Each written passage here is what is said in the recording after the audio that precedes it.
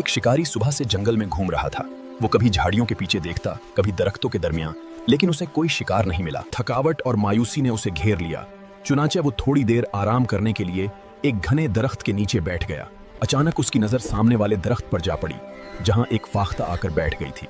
शिकारी के चेहरे पर खुशी फैल गई। उसने दिल ही दिल में कहा, मेरा रब मेरी बेबसी देख रहा था, उसी ने खुद मेरा शिकार मेरे पास भेज दिया है।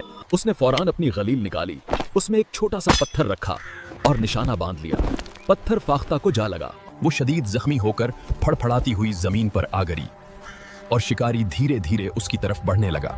शिकारी ने अपनी जेब से चाकू निकाला और फाख्ता को ज़िब्ह करने ही वाला था कि फाख्ता कमजोर आवाज में बोली, लेकिन अल्लाह ने तुम्हें जुल्म करने, हद से बढ़ने और बिला वजह किसी की जान लेने से मना किया है।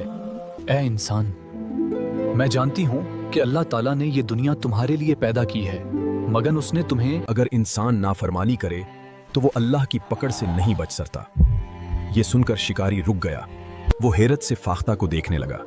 फाख्ता ने कमजोर मगर पुरअसर आवाज में बात जारी रखते हुए कहा, मेरे 4 नन्हे बच्चे हैं जो अभी सिर्फ चंद दिन के हैं। उनकी माँ सिर्फ मैं हूँ, तो ही मेरे बच्चे भूख और प्यास से मर जाएंगे। क्या ये 4 बेगुनाहों का कत्ल नहीं होगा? ये वो दिन है जब परिंदे अंडे देते और बच्चे पालते हैं। इन दिनों शिकार नहीं करना चाहिए। मैंने तुम्हें तकलीफ दी, ये बहुत बड़ी गलती थी। ए फाख्ता, तुमने मेरी आंखें खोल दी हैं। मैं तुम्हें नहीं मारूंगा, पहले तुम्हारा इलाज करता हूँ। उसने फाख्ता के जख्म पर मरहम लगाया, उसे दाना और पानी दिया।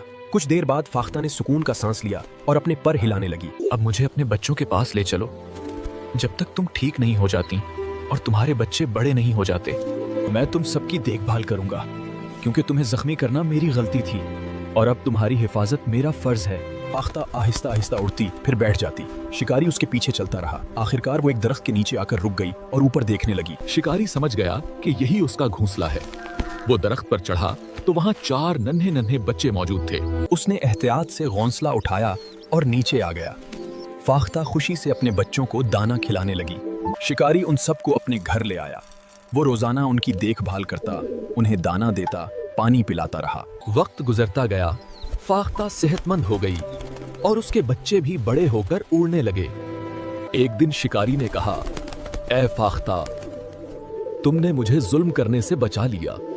मैं तुम्हारा पैगाम लोगों तक पहुंचाऊंगा ताकि कोई भी उन दिनों में परिंदों और जानवरों को नुकसान ना पहुंचाए, वरना उनकी नस्ल खत्म हो जाएगी। अब तुम और तुम्हारे बच्चे आजाद हो, जहां चाहो जा सकते हो।